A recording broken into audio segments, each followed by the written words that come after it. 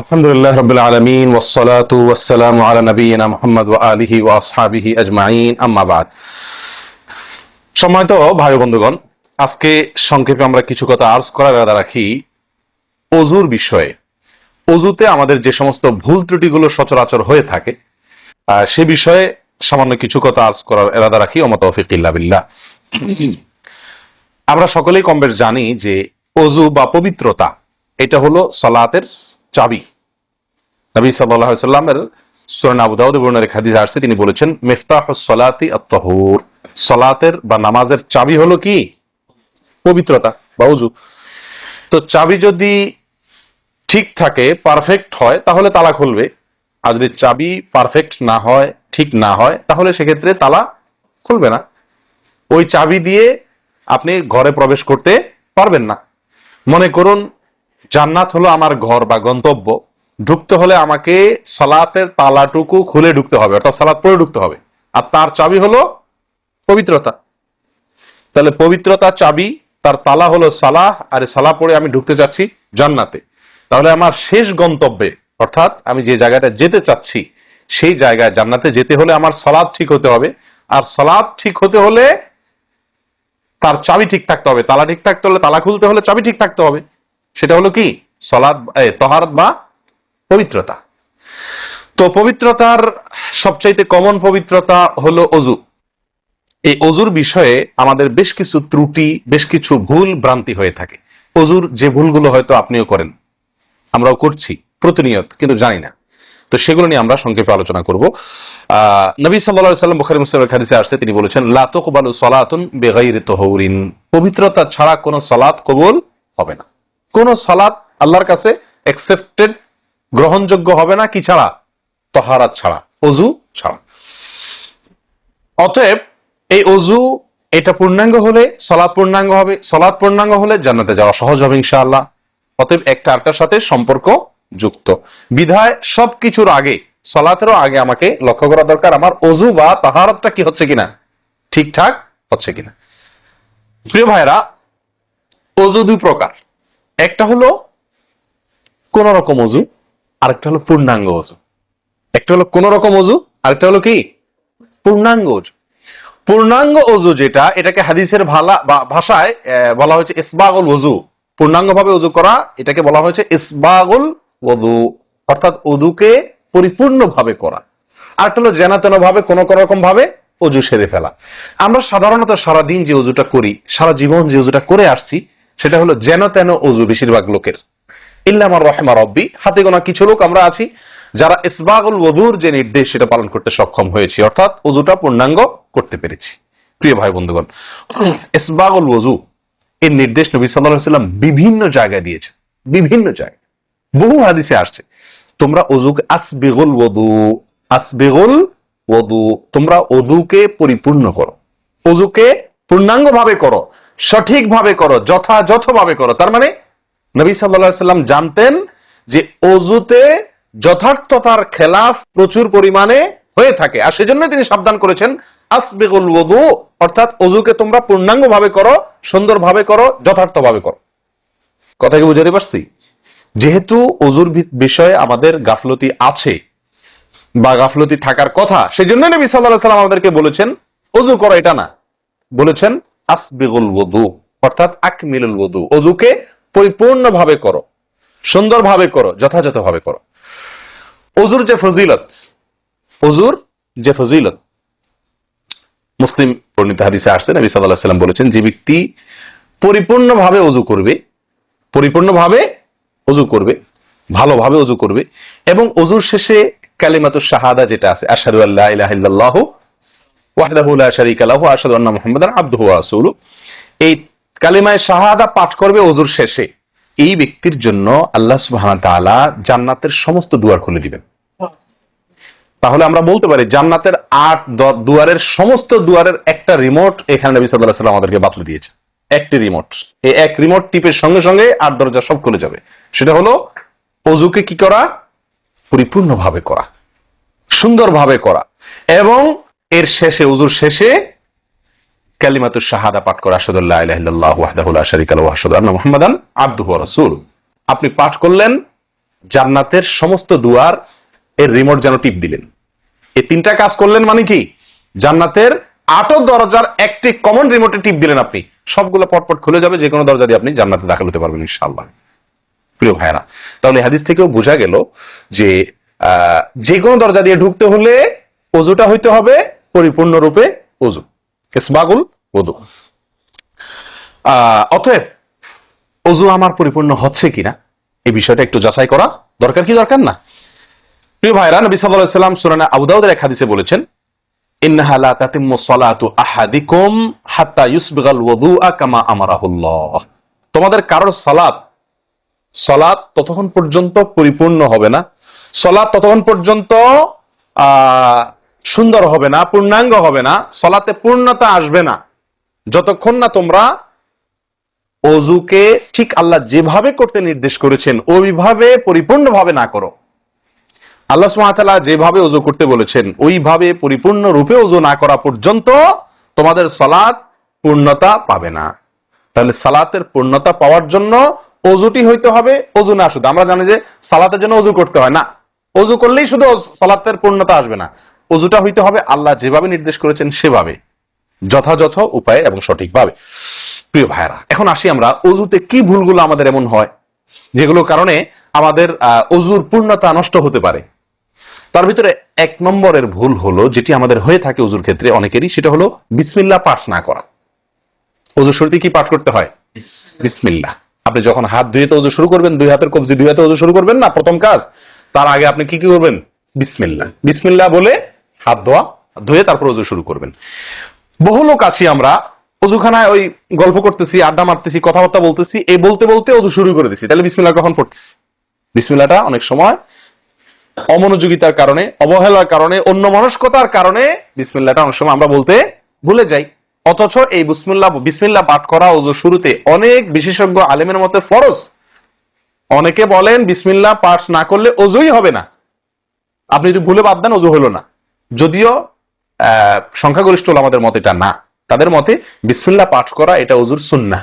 এটা হলো ওযুর কি? সুন্নাহ। এটা আপনি যদি বিসমিল্লাহ বলে যদি ওযু শুরু করেন তাহলে ওযুটার ভিতরে পূর্ণাঙ্গতা আসলো। ওযুটার ভিতরে কি আসলো? পূর্ণাঙ্গতা আসলো। ওযুটার ভিতরে ওযুটা আপনার হৃষ্টপুষ্ট হলো। এই ওযুতে ইনশাআল্লাহ আপনার সালাত পূর্ণাঙ্গ হবে, যে সালাত আপনাকে জান্নাতে নিয়ে যাবে ইনশাআল্লাহ। তাহলে ওযুর শুরুতে একটা প্রাথমিক ভুল হলো বিসমিল্লাহ ভালো করে না পাঠ করা। নবী সাল্লাল্লাহু আলাইহি ওয়াসাল্লাম বলেছেন, ইবনে মাজাহ হাদিস, লা ওযুআ লিমান লাম ইয়াযকুর ইসমাল্লাহি আলাইহি। ওই ব্যক্তির ওযু হবে না। হাদিসটি সহিহ। নবী সাল্লাল্লাহু আলাইহি ওয়াসাল্লাম বলেছেন, ওই ব্যক্তির ওযু হবে না যে ব্যক্তি ওযুর শুরুতে আল্লাহর নাম নেয় নাই, বিসমিল্লাহ বলেনি। এখন ওযু হবে না বলা হয়েছে। এই হবে না বলতে হাদিস বিশেষজ্ঞ উলামা ইকরাম এবং ফুকাহা ইকরাম বলেন, এখানে হবে না বলতে ওযুর ওই প্রাণ হলো না, ওযু পূর্ণাঙ্গ হলো না, ওযুটা যেভাবে হওয়া দরকার ছিল সেভাবে হলো না, কোন রকম হয়ে গেল মার্শাল হাল, সালাত আদায় হয়ে গেল, দায়িত্ব খালাস হয়ে গেল, কিন্তু এটা যেভাবে আল্লাহ সুবহানাহু ওয়া তাআলা চাচ্ছেন, নবী সাল্লাল্লাহু আলাইহি ওয়াসাল্লাম চাচ্ছেন, যেভাবে ওযুর নির্দেশ আসছে সেভাবে হলো না। যদি আমি বিসমিল্লাহ পাঠ না করি তাহলে বোঝা গেল ওযু করার সময় আপনি কারোর সাথে কথা বলছেন, খোশ গল্প করছেন, মোবাইল আলাপ করছেন, অন্য কোনো ব্যস্ততায় আছেন, অন্য কোনো ধ্যানে আছেন, ওই অবস্থায় হাত দিয়ে ওযু শুরু করে দিলেন, বিসমিল্লাহ পাঠ করলেন না। এটা হলো একটা ত্রুটি। এই ত্রুটি আমাদের হয় কিনা মাঝে মধ্যে?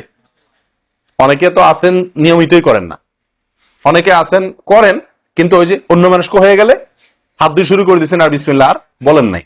তাহলে আপনি যে কোনো কাজের শুরুতে বিসমিল্লাহ বললেন কি না বললেন সেটা এত বেশি গুরুত্বপূর্ণ না, যত বেশি গুরুত্বপূর্ণ ওযুর শুরুতে বিসমিল্লাহ পাঠ করা, কারণ এটার জন্য পৃথক নির্দেশ এসেছে। এমনি তো একটা কমন নির্দেশ আছে, নবী সাল্লাল্লাহু আলাইহি ওয়াসাল্লাম বলেছেন, কুল্লু আমরিন জিবারিন লাম ইউবদা বিবিসমিল্লাহ ফাহুয়া আবতার ওয়া ফি রিওয়ায়াতিন ফাহুয়া আকতা। যে কোনো গুরুত্বপূর্ণ কাজ আল্লাহর নাম দিয়ে শুরু না করলে সেটা অপূর্ণাঙ্গ থাকে, কাজটা অর্ধেক থাকে, অর্ধেকা থাকে, অপূর্ণাঙ্গ থাকে, পূর্ণাঙ্গতা আসে না যে কোনো ভালো কাজ। কিন্তু ওযুর বিষয়ে নবী সাল্লাল্লাহু আলাইহি ওয়াসাল্লামের আলাদা নির্দেশ আছে, ওযু হয় না এমন কথা তিনি বলেছেন। তাহলে বোঝা গেল ওযুর শুরুতে বিসমিল্লাহ পাঠের উপরে আমাদের সাবধান হতে হবে। এখন একটা সমস্যা হলো, আমরা আজকাল বেশিরভাগ লোক ওযু করি হলো টয়লেটের মধ্যে, আর টয়লেটের মধ্যে আল্লাহর নাম নেওয়া নিষেধ, ঠিক না ঠিক? টয়লেটের মধ্যে আল্লাহর নাম নেওয়া নিষেধ, জায়েজ নাই। তাহলে আমাদের ওযু যদি টয়লেটে আপনার বাথরুমের ভেতরে যে কি করি ওযু করি, তাহলে আমি বিসমিল্লাহ বলতে পারবো না, কারণ আল্লাহর নাম নেওয়া বাথরুমে নিষেধ, টয়লেটে নিষেধ। আবার বিসমিল্লাহ না বললে আমার ওযুটাও পূর্ণাঙ্গ হচ্ছে না, তাহলে আমি করবোটা কি? বলেন, সমাধানের পথ কি? কি করব?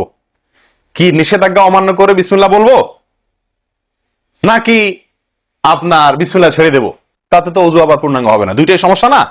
এই জন্য উত্তম এবং সবচেয়ে ভালো হলো অজুটা বাহির করার চেষ্টা করবেন।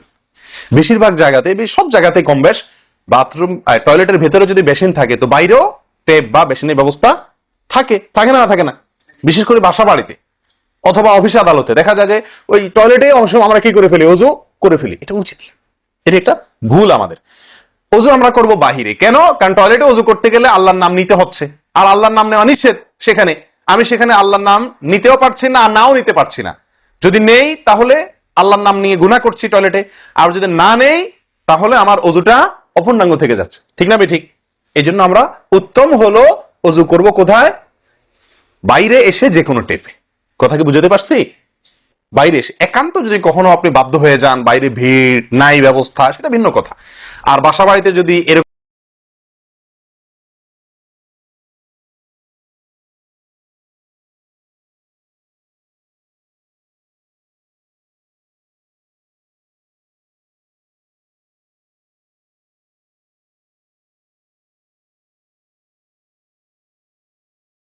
কোনো বাসা বাড়িতে যে বাইরে কোনো সিস্টেম নাই, আপনার নিজের বাসা না, আপনি ঠিক করতে পারতেছেন না, তো কমপক্ষে বেসিন এবং আপনার টয়লেটের কমোডের মাঝখানে কি দিব? একটা পর্দা বা ওয়াল কোনো কিছু দিয়ে নিব ইনশাআল্লাহ। কথা বুঝতে পারছি ভাই? আল্লাহ তাআলা আমাদের সকলকে এই বিষয়টি লক্ষ্য করার তৌফিক দান করেন। তাহলে ভাই আমরা বিসমিল্লাহ পাঠ করব ওযু শুরুতে, লক্ষ্য করব ইনশাআল্লাহ যাতে করে ওযু শুরুতে বিসমিল্লাহ পাঠে ভুল না হয়। মনে থাকবে তো ইনশাআল্লাহ? আল্লাহ আমাদের তৌফিক দান করেন। দ্বিতীয় যে ভুলটি হয় ভাই, 100-তে 99 জনের বলবো, তার চেয়ে বেশি হতে পারে, হাজারের ভিতরে 10 জন মানুষের হয় কিনা আমার সন্দেহ আছে এই কাজটা সঠিকভাবে করতে পারি না। সেটা হলো ওযুর সময় মেসওয়াক করা। ওযুর সময় কি করা ভাই? মেসওয়াক করা। এটি এত গুরুত্বপূর্ণ সুন্নাত যে নবী সাল্লাল্লাহু আলাইহি ওয়াসাল্লাম বলেছেন, বুখারীর হাদিস, লাউলান আশুক্কা আলা উম্মতি লা আমারতুহুম বিসওয়াকি ইনদা কুল্লি ওযু। বুখারীর হাদিস। নবী সাল্লাল্লাহু আলাইহি ওয়াসাল্লাম বলেন, আমার উম্মতের জন্য যদি কঠিন না হতো, তাদের জন্য কষ্টের কারণ না হতো, তাহলে আমি তাদেরকে বাধ্যতামূলক করে দিতাম, ফরজ করে দিতাম কি? প্রত্যেক ওযুর সময় মেসওয়াক করা। প্রত্যেক ওযুর সময় মেসওয়াক করা, এটা বাধ্যতা করে দিতাম যদি তাদের কষ্টের কারণ। কারণ বাধ্যতামূলক করে দিলে তখন এটা তাদের জন্য, প্রতি ওয়াক্তে মেসওয়াক করাটা তাদের জন্য বাধ্যতামূলক হয়ে গেলে এটা ছাড়া ওযু হতো না, তখন তারা বিপদে পড়ে যেত, বেশি কষ্ট হয়ে যেত। ওযুতে যদি এখন মনে করেন 10টা 15টা 20টা ফরজ নবী সাল্লাল্লাহু আলাইহি ওয়াসাল্লাম ঠিক করে দিন, তাহলে 20টা 15টা 20টা 25টা ফরজ আদায় করে ওযু করা একটু কষ্ট হয়ে যেত না? 5 বার দৈনিক একটু আমাদের জন্য ঝামেলা হয়ে যেত কিনা? নবী সাল্লাল্লাহু আলাইহি ওয়াসাল্লাম সেদিকে লক্ষ্য করে আমাদেরকে কি করলেন না? সহজ করে দিলেন, অর্থাৎ ফরজ করলেন না। তার মানে কি করলেন?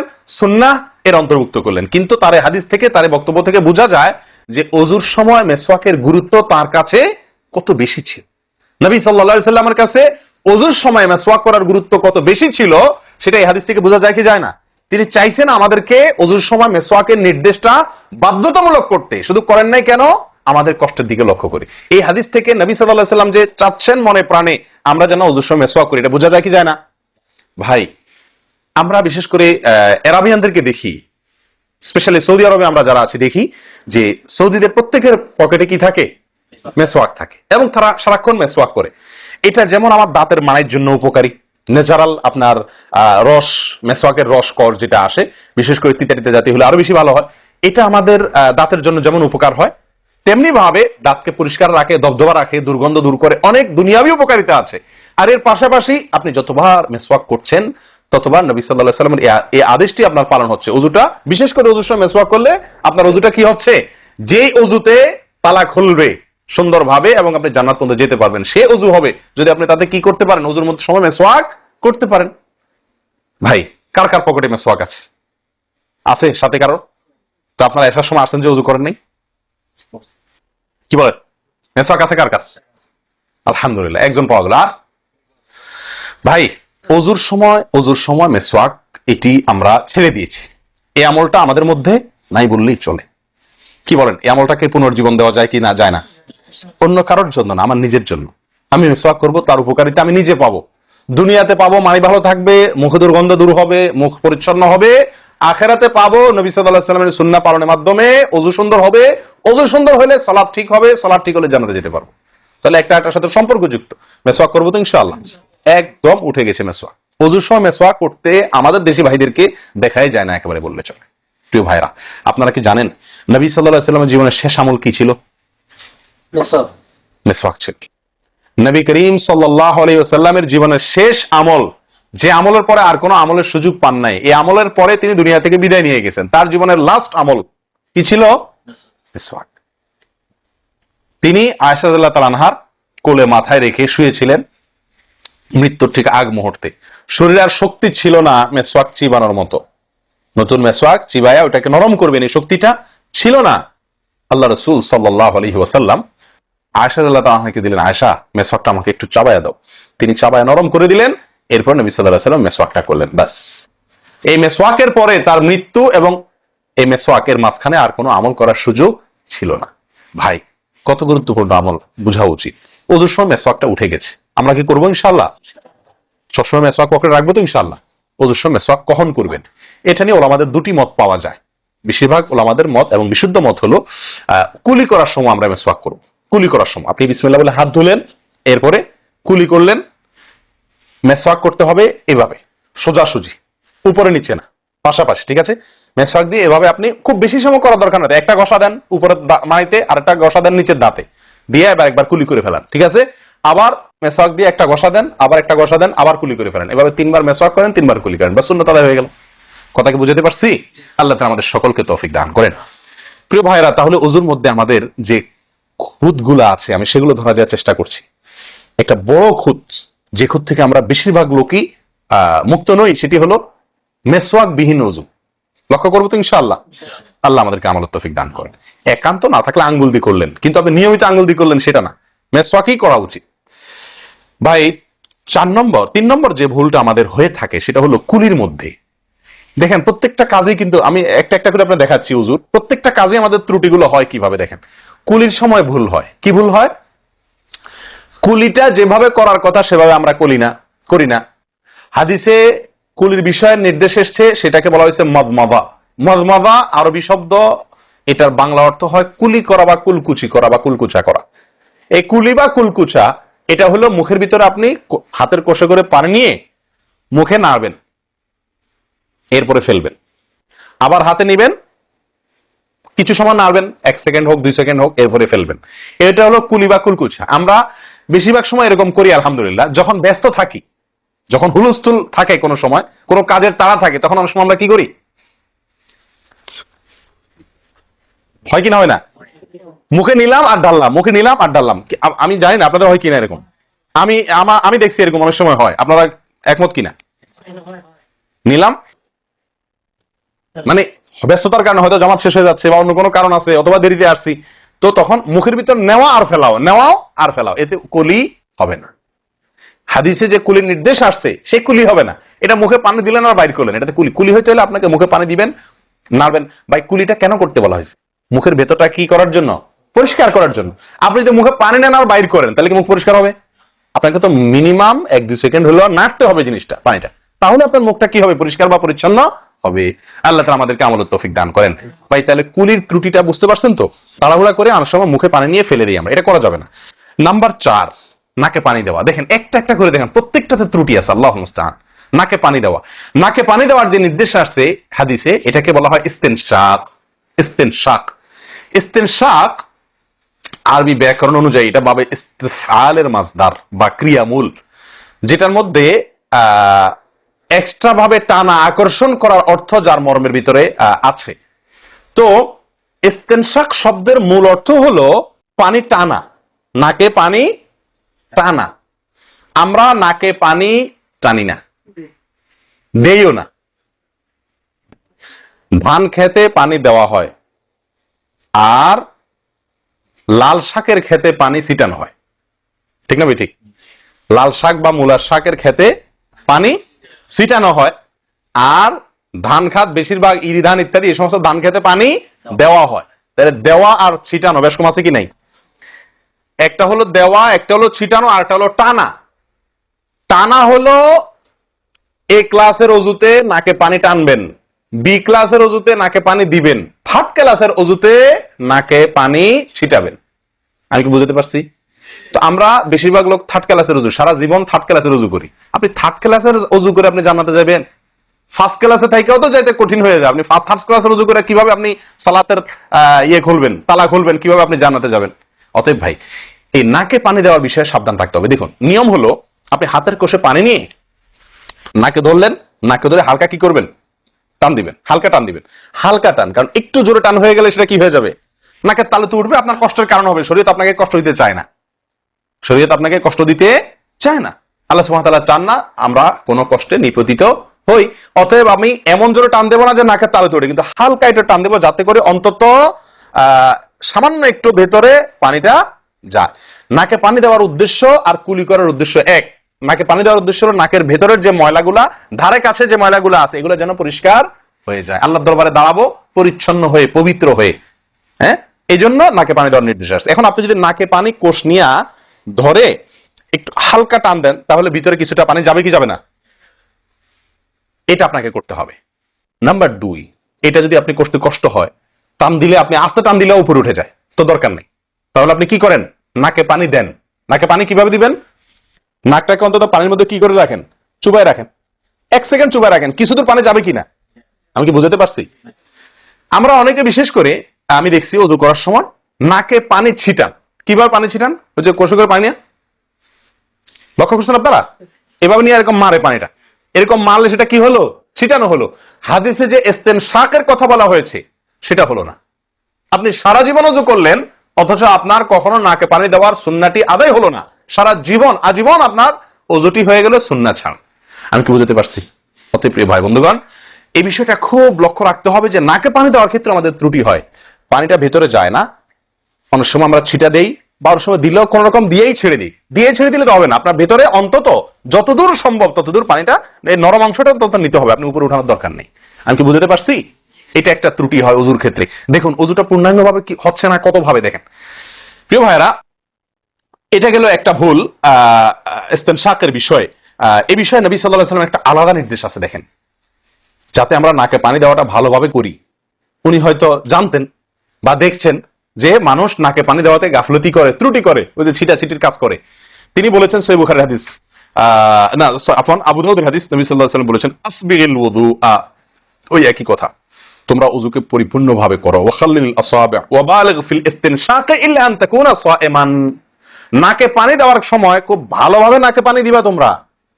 যদি তুমি রোজাদার হও তাহলে ভিন্ন কথা, তাহলে খুব বেশি ভালো করে নাকে পানি দিতে যেও না, কারণ তখন পানি উপরের দিকে উঠে গলা হয়ে তোমার পেটে যেতে পারে, রোজা ভঙ্গ হতে পারে। আমি কি বুঝাতে পারছি?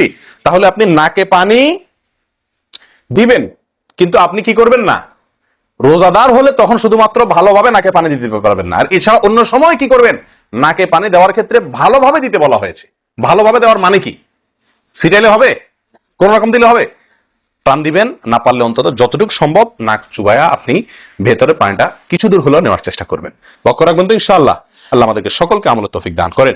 প্রিয় ভাইয়ারা, তাহলে নবী সাল্লাল্লাহু আলাইহি ওয়াসাল্লামের নির্দেশ আছে আলাদা, যে তোমরা নাকে পানি দেওয়ার ব্যাপারে কি করবে? ভালোভাবে নাকে পানি দিবে। আল্লাহ আমাদেরকে আমলের তৌফিক দান করেন। আরেকটি ভুল ভাই, নাকে পানি দেওয়া একটা আমল, নাক ঝাড়া আরেকটা আমল। নাকে পানি দেওয়া এটা একটা নির্দেশ, আর নাক ঝাড়া আরেকটা নির্দেশ। আমি কি বুঝাতে পারছি? কুলি করা একটা আমল, হাত ধোয়া একটা আমল, হাতের কবজি পর্যন্ত 2 হাতের বিসমিল্লাহ বলা, তারপর তো এটা আছেই। এরপরে মেসওয়াক করা একটা আমল, কুলি করা আরেকটা সুন্নাহ, কুলির পরে নাকে পানি দেওয়া বা নাক দিয়া পানি টানা আরেকটা আমল, এরপরে নাক ঝাড়া আরেকটা আমল। আমি কি বুঝাতে পারছি? নাক ঝাড়া এটাকে বলা হয় হাদিসের ভাষা ইস্তিনসার। ইস্তিনসার, ঝাড়া।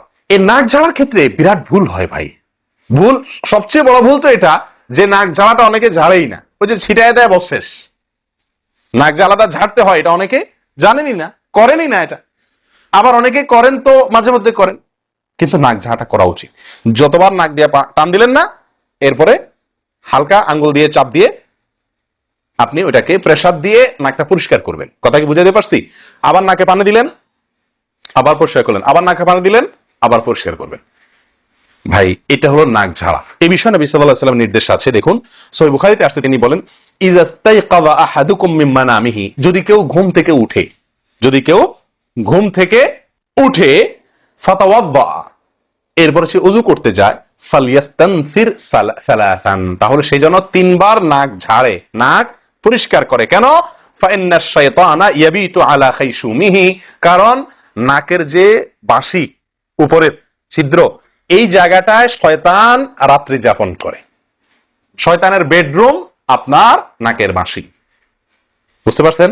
শয়তানের বেডরুম হলো আমাদের নাকের বাঁশি। নবী সাল্লাল্লাহু আলাইহি ওয়াসাল্লাম বলছেন এই জায়গাটা সে অবস্থান নেয় এবং এই জায়গায় গিয়া মোটামুটি আমাদেরকে ব্রেন ওয়াশ করে, যে শুয়ে থাক, আরাম কর, যত ওয়াসওয়াসা দেওয়া দরকার, তার যে ডিউটি সেটা সে পালন করে, কুকামের যত বুদ্ধি দেওয়া দরকার, কিন্তু তার এই ঘাঁটি হলো আমাদের নাকের বাঁশি। ওযুর সময় যদি আমরা এটাকে সুন্নাহ পালন করতে গিয়ে এটাকে ঝাড়ি, তাহলে শয়তান দূর হয়ে যায়। কথা বুঝতে পারছি ভাই? এই বিষয়ে আরো কয়েকটি হাদিস আছে যে হাদিসগুলো দ্বারা বোঝা যায় যে শয়তানের অবস্থান এই জায়গাটাতে থাকে মানুষের দেহে।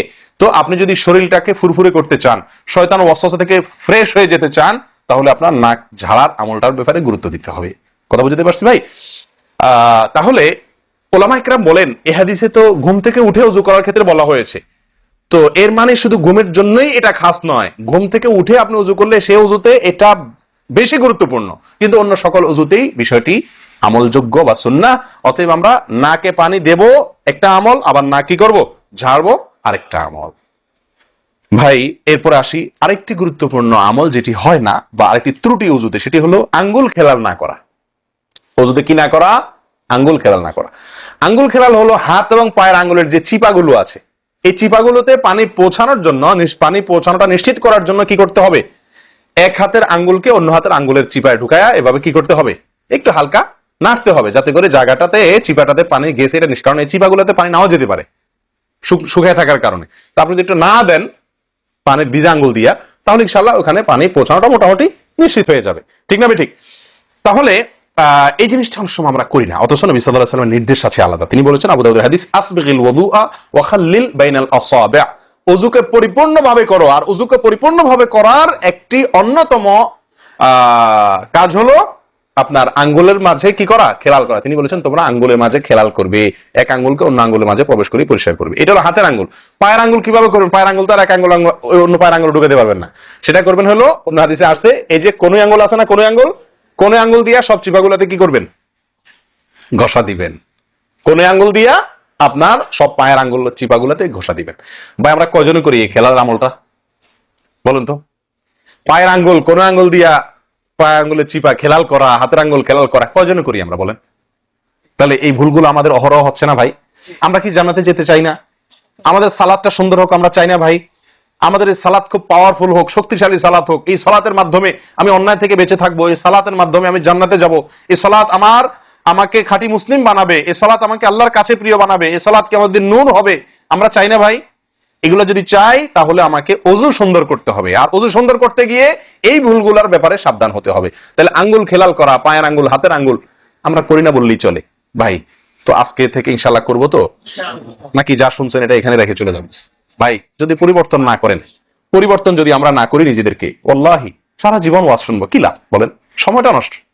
আপনি যদি এই কথাগুলোর উপরে আমলের চেষ্টা না করেন, নিজের জীবনে ফিট না করেন, এই ভুলগুলাকে ওযু করার সময় মাথায় রেখে এই ভুলগুলাকে আপনি দূর না করেন, তাহলে সেক্ষেত্রে এই শোনার কোনো লাভ হলো না। করবো তো ইনশাআল্লাহ। আল্লাহ সুবহানাহু ওয়া তাআলা আমাদের সকলকে সচেতন মুমিন হওয়ার তৌফিক দান করেন। সচেতন মুমিনের পরিচয় হলো মুমিন তার প্রত্যেকটা ভুলকে শিখবে, সংশোধন করবে, শিখবে, সংশোধন করবে। এভাবে করতে করতে করতে সে মুমিন হিসাবে কোয়ালিটিফুল আফার ক্লাসের মুমিন হতে পারবে, আল্লাহর কাছে প্রিয় পাত্র হতে পারবে। চেষ্টা করবো তো ইনশাআল্লাহ। আল্লাহ আমাদের সকলকে তৌফিক দান করেন। প্রিয় ভাইয়ারা, ওযুর ক্ষেত্রে আরেকটি ভুল, এই যতগুলো ভুল বললাম এর ভিতরে বড় দুটি ভুল বলে ওযুর ভুলকে আমরা শেষের দিকে চলে আসছি। একটি বড় ভুল হলো শুকনা থেকে যাওয়া। কোন জায়গা যদি আপনার অবহেলার কারণে শুকনা থেকে যায়, ওযুর অঙ্গগুলো যেগুলো ধুইতে হবে, তার কোন অঙ্গ যদি শুকনা থেকে যায়, ওযু হবে? ওযু হবে না। এক ব্যক্তি ওযু করে আসছে, নবী সাল্লাল্লাহু আলাইহি ওয়াসাল্লাম দেখেছেন তার ওযুর কোন জায়গা শুকনা আছে, তিনি বললেন যাও আবার ওযু করো, তোমার ওযু হয় নাই। তিনি তাকে পুনরায় ওযু করাইছেন। কেন? তার ওযু সঠিকভাবে হয় না, শুকনা রয়ে গেছে।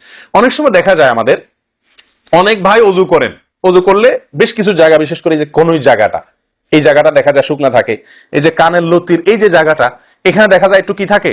শুকনা থাকে। কপালের দিকে দেখা যায় শুকনা থাকে। এই জায়গাগুলো অনেক সময় দেখা যায়, বহু লোককে দেখা যায় ওযু করে আসছে, এখানে শুকনা, এখানে শুকনা, পায়ের গোড়ালি, গিরা এই জায়গাগুলোতে শুকনা। কারণ হলো ওই যে অবহেলা করে ওযু করছে, কোন রকম ওযু করছে।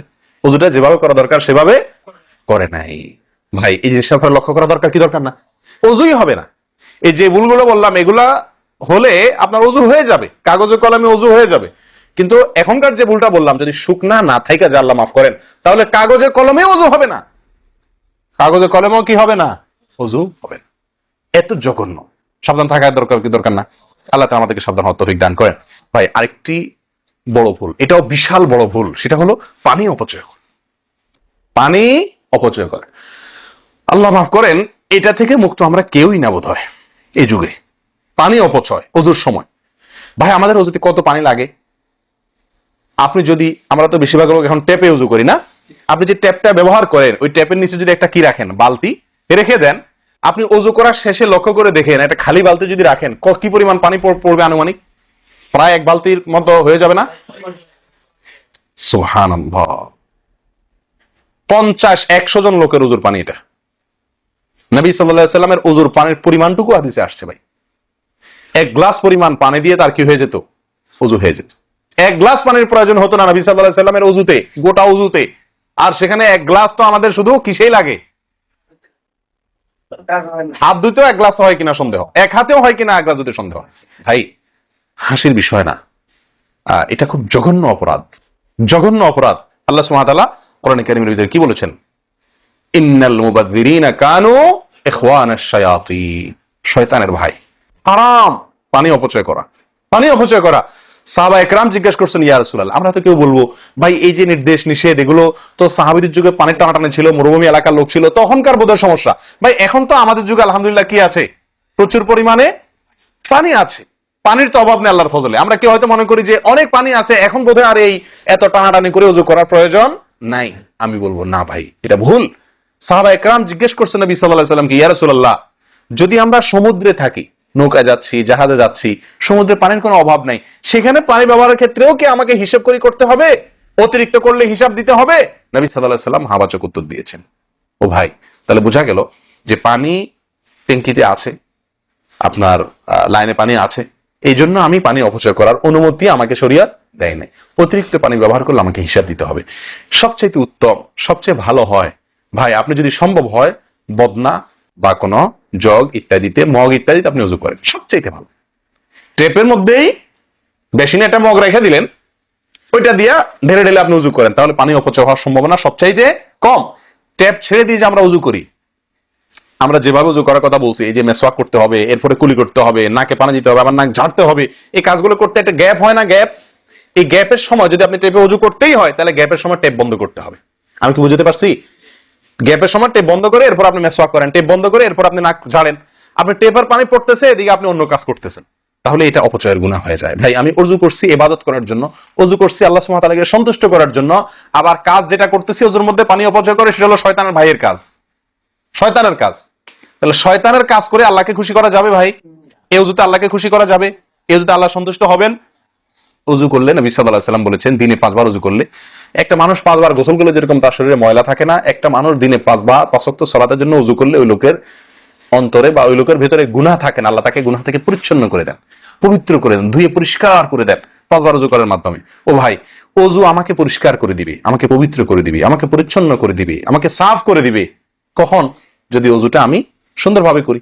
আমার ওযুতে যদি এত বড় ভুল হয় যে পানি অপচয় করে আমি হারামে লিপ্ত হই, গুনাহে লিপ্ত হই, তাহলে আমার সে ওযু আমাকে পরিচ্ছন্ন করবে না, পবিত্র করবে না, সুন্দর করবে না, আল্লাহকে সন্তুষ্ট করা যাবে না। প্রিয় ভাইরা, আমি আবারও বলছি, এই ভুল থেকে আমরা কেউ মুক্ত নই। আল্লাহ মাফ করুক, ইল্লা মান রাহিমা রব্বি, হাতে গোনা দুই একজন ছাড়া আমরা কেউ মুক্ত নই ভাই। ওযু করার সময় পানি অপচয়, আজকে টেপের যে কালচার, এই টেপ ছেড়ে আমাদের ওযু করা, এটা জঘন্য একটি ভুল। যদি টেপটা আমি ছেড়ে রাখি, হ্যাঁ আপনি ওযু করছেন, বন্ধ করে নিচ্ছেন, আবার দরকার হচ্ছে চালাচ্ছেন, এটা হলে ঠিক আছে। আপনি যেটা করতে যান পাবলিক ওযুখানাতে, হয়তো পিছন থেকে কেউ আপনাকে তাড়া মারবে, আরে ভাই তাড়াতাড়ি করেন, দেরি করতেছেন, মারুক ভাই তাড়া, সে তাড়া মারুক, কিন্তু আপনার ওযুটা কি করতে হবে? আপনাকে কোয়ালিটিফুল ওযু করতে হবে। আল্লাহ তাআলা আমাদেরকে সে ওযু করার তৌফিক দান করেন।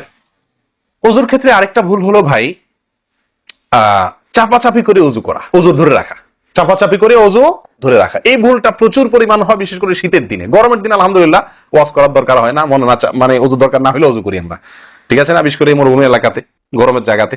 কিন্তু শীতের দিন আসলে সুবহানাল্লাহ আসরের ওযুতে চেষ্টা করি টেনে টুনে এসা পর্যন্ত নিয়ে যাওয়ার জন্য, ঠিক না ঠিক? একটা চেষ্টা থাকে যে আসরের ওযুতে মাগরিব গেছে, যেহেতু পেশাবের বেগ আছে, বায়ুর বেগ আছে, বাথরুমের বেগ আছে, তো একটু চাইপা চুপা যদি ধরে রাখতে পারে এসাটা হয়ে গেলে এসা বড় তার ওযু করা লাগলো না, খালাস ওযু করাতে বেঁচে গেলাম ঠান্ডার দিনে, ঠিক না ঠিক? এই অলসতাটা আমরা অনেকে করি কি করি না, এটা উচিত না। ওযুর ক্ষেত্রে এটা একটা বড় ভুল। প্রথম কথা হলো, আপনি যদি পেশাবের বেগ থাকে, বায়ুর বেগ থাকে, আপনি সালাতে দাঁড়ালে সালাতে মনোযোগ সেভাবে হবে না।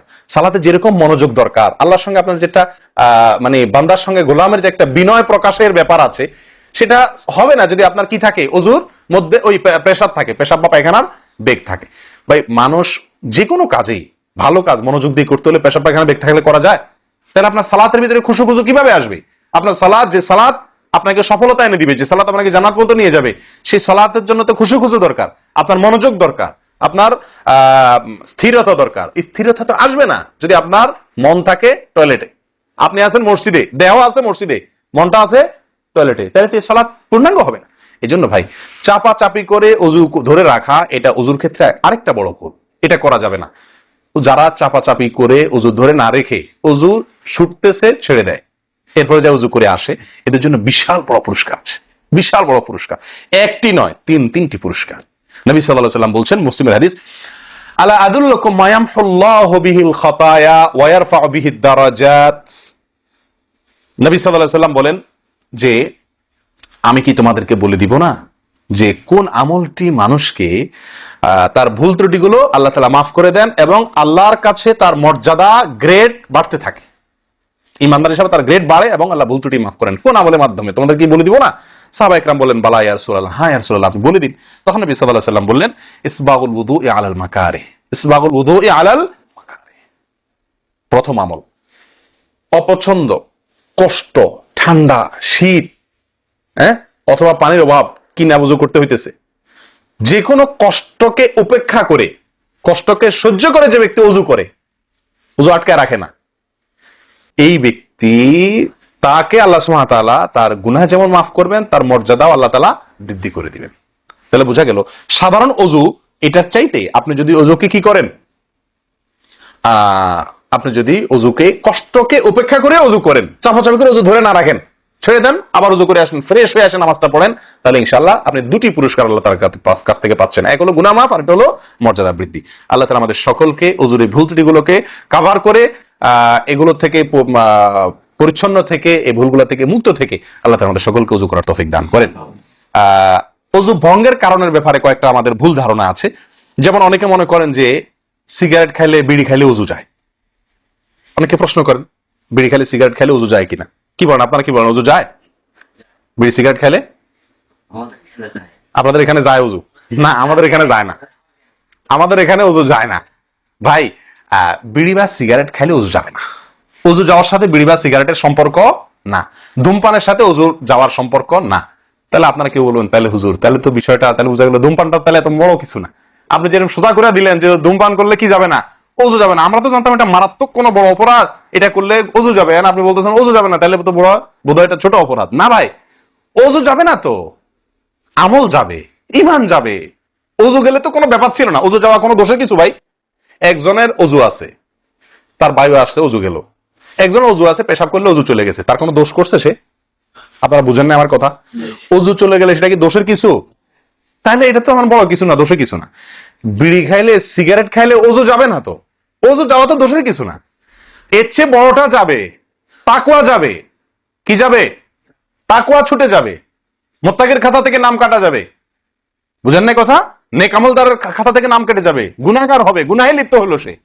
ওযু ভাঙলে তো দোষের কিছু হতো না, ভুল তেমন কোনো ক্ষতির কিছু হতো না, কিন্তু তার চাইতে বড় ক্ষতি হবে, কিন্তু ওযু ভাঙবে না বলে তাহলে কি সিগারেট খায় ডাইরেক্ট মসজিদে চলে আসবো? না, সেটা জায়েজ নাই।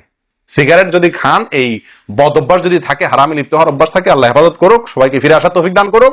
কমের পক্ষে মুখকে ভালো করে ফ্রেশ করে, পরিষ্কার করে, ব্রাশ করে, মেসওয়াক করে, দুর্গন্ধ দূর করে তারপর মসজিদে আসবেন। কথা বুঝে আসছে? যাতে অন্য মানুষ কষ্ট না পায়। অনেকে মনে করেন হাঁটুর উপরে কাপড় উঠলে ওযু ভেঙে যায়। ঠিক না? ঠিক। আপনারা কি বলেন? আপনাদের দেশে ওযু ভাঙেনি? আপনাদের এখানে ভাঙে? আচ্ছা, ভাঙতে পারে। কোন কোন এলাকাতে হাঁটুর উপরে ওযু কাপড় উঠলে কি করে? ওযু ভাঙে। এটা অনেকে বলেন যে ভাই সতর যদি খুলে যায়, হাঁটুর উপরে কথা না, সতর খুলে গেল, কেউ অজু করার পরে উলঙ্গ হয়ে গেল কাপড় পাল্টাতে গিয়া বা কোনো কারণ, এক কথায় অজুর পরে যদি সতর খুলে যায় অজু ভাঙবে না।